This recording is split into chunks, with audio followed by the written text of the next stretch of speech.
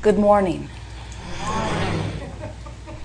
We are extremely pleased that you are here. It is good to come together for the purpose of co-creating. Do you agree? Yes. You are knowing what you are wanting? It moves about a bit, doesn't it? You are appreciating your leading edge position. It is fun to be out here on the bleeding edge. Yes. You're enjoying the contrast that gives birth to the new desire. No, you don't really at all, do you? You are enjoying the focusing that happens in an environment of variety. And do you feel the power and the importance of your focus? Do you feel the importance of your decisions? Do you like being the focal point that Source responds to? We're wanting to find some new ways of putting this to you. Do you realize that when you ask, it really is given, whether you use words or you just have a desire burning in your belly? Do you realize that every preference, no matter how big or small, is heard and understood? Understood precisely. In other words, you cannot sift through contrast and come to your own preference, your own personal preference, the preference that is yours, that is not diluted by the biases of others, the preference that is yours, the preference that is born within you as you, from your vantage point, observe and conclude. Those preferences that sometimes you can't even speak. You know how when sometimes something happens and you say, oh, it is even better than I said I wanted? It is because Source understands every subtle nuance of every desire or preference that is born within you and answers it.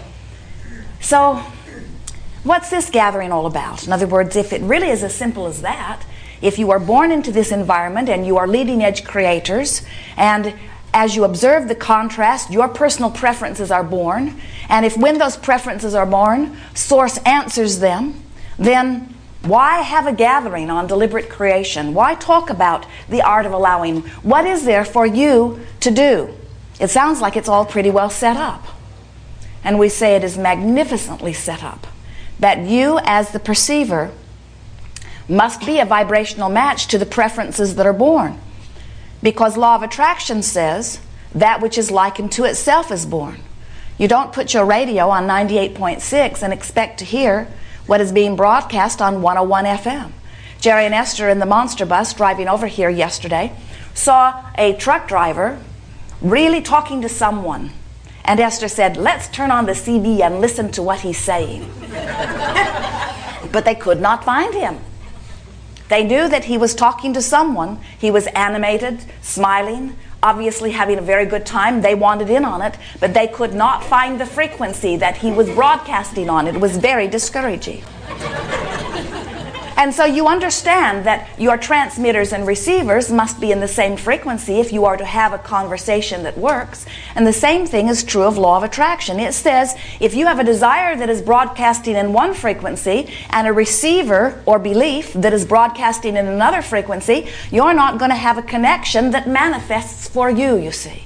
And so this gathering we are calling Art of Allowing. Allowing meaning allowing vibrational alignment with that which is your source. And when you do that, all that you consider to be good flows easily into your experience. Sometimes, as you stand in a contrasting moment where you are prodded into a very clear statement of desire, and you say, oh, I want my body to be well, or I want enough money to pay my bills, or I want my lover to come back, or any number of things that your contrasting experience provokes you to. But as you stand with not enough money, explaining to almost everyone that you do not have enough money, feeling sad or worried or even panicked that you don't have enough money, you are not a vibrational match to enough money. You are a vibrational match to not enough money. And it does not matter how often you speak it or how hard you work. If you are vibrationally matching not enough money cannot come. That's why the rich get richer and the poor get poorer and the sick get sicker and the well get weller. In other words, whatever it is you seem to be living, it seems to be easier to focus upon. And we understand that. It's easy to talk about what is, It's easy to look around in an observing format and say, this is the way that it is. This is how it is. But explaining continuously how it is not what deliberate creating is. That's deliberate regurgitating. Explaining how it is won't take you to a new place. It holds you in the same place. Explain how you would like it to be, and explain how you would like it to be so often that that's the easiest thing for you to explain. Practice explaining the way you want it to be until the way you want it to be is more often in your vibrational pattern. And when the way you want it to be is more often, just a little more often, in your vibrational pattern, things start turning for you. Esther and Jerry have been laughing because in the finishing of the new building back in Texas, they've had a lot of trouble with the floors. You may have heard this story before. And as they, only a different building. And so they hired a company, a very good-looking company. Their showroom was really magnificent. And they hired a company to do 4 phases of the floors. They would do the tile, they would do the wood, they would do the carpet, they would do the vinyl tile. And as the building floor project began, the tile would not lay down. It was a manufacturer's default, and the corners kept popping up.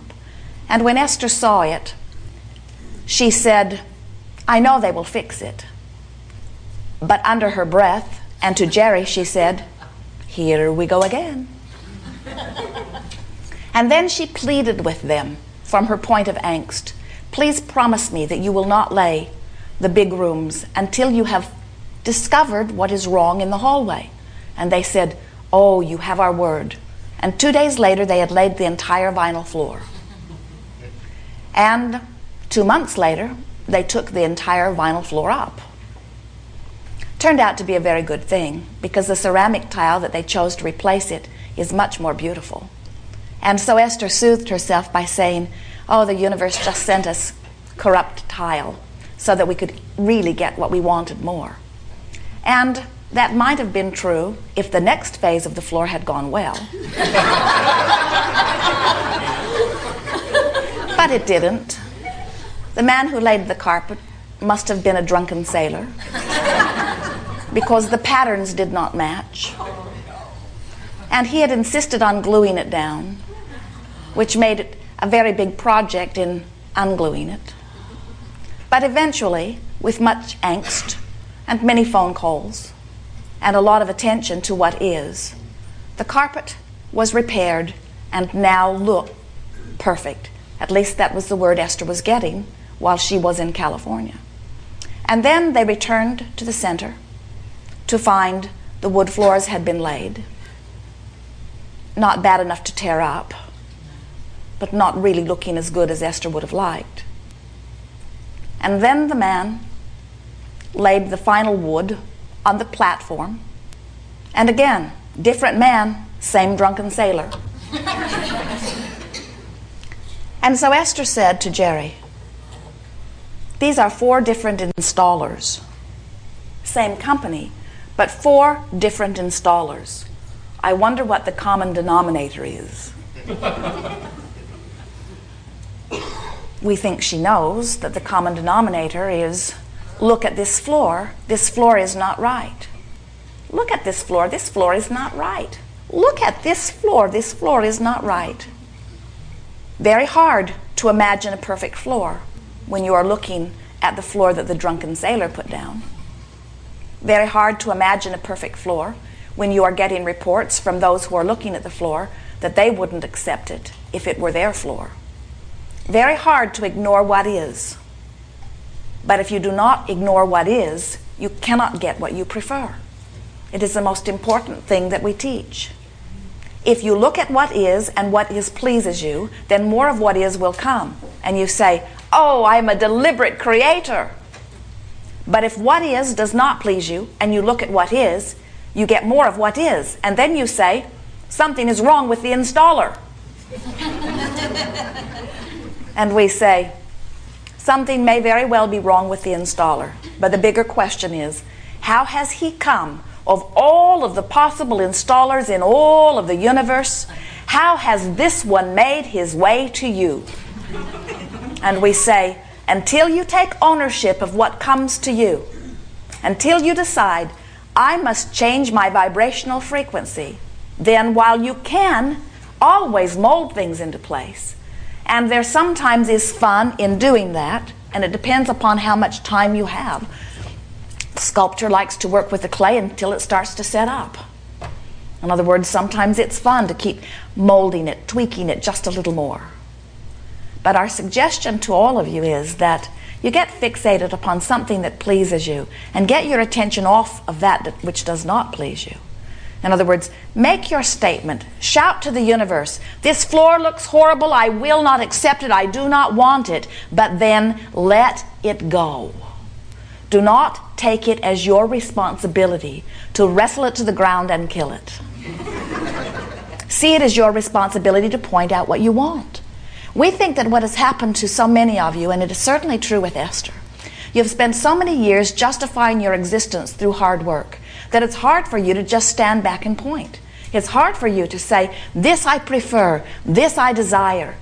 You feel like you have to get into the trenches and really make it happen and really suffer a little in order to deserve the good things that come to you. And we say, oh, that is so not true. You are worthy beings and good things are coming to you. You deserve all of them. It is your work to sift and sort and decide and prefer and point. And when we say point, we say point your point of focus toward that which you desire and practice it until it permeates the atmosphere around you, and then watch how the best of everyone make their way to you. We notice as we watch so many of you that there are aspects of your life that are going so very well, and there are other aspects of your life that are not going so well. And the only difference is, on those areas that are not going so well, you're giving them an inordinate amount of attention from a place of not being happy with where you are. We would like so much if you could really believe us when we say, find some aspect of your life that you adore and fixate on it, and give the other aspects of your life very little attention. Because your desire has sent forth the request, the universe loves you and adores you and hears you and answers you. So if you could just fixate upon the things that are working and let that be the basis of your vibrational presence, your vibrational radiation, your vibrational oozing, if you could just ooze things work in my life. Esther does that on most things. Everything works in my life but floors. And a few other things. But floors get her attention. Floors really, really matter to her. Floors are everywhere she goes. Floors have always mattered to her. And you know, we think she would be the first one to tell you that floors have been a thorn in her side almost from the first floor that she tried to orchestrate. In other words, floors just matter far too much. Floors matter way too much. Seems silly to worry about floors, doesn't it? But you all have your bugaboos. For some of you it's floors, for some of you it's women, for some of you it's men, for some of you it's your body, for some of you it's your employer or your employee or your sister or your mother or your brother or your child. In other words, there's always that thing that seems to get more attention than you really want to give it, but it just seems to need it. It just seems to need the attention. And what we're wanting to say to you is nothing needs your attention. And if you will begin to orient yourself to say nothing is more important than that I feel good, so that you are orienting yourself into the direction of that which pleases you most, your life will go swimmingly, and it will begin in the moment that you make that decision. We've enjoyed this interaction immensely.